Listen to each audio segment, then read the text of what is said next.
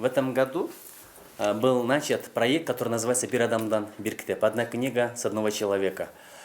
Таким образом, мы обновляли книжный фонд 144 библиотек по всей республике.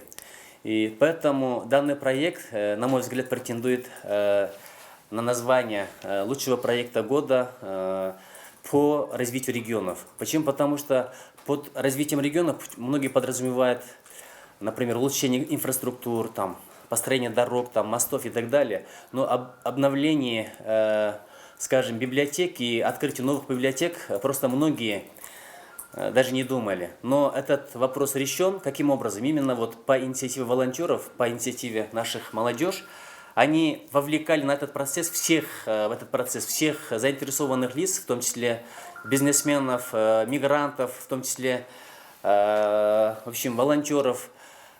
Просто они собирали деньги, либо там новых книг. Таким образом, по всей республике 144 библиотеки обновлены.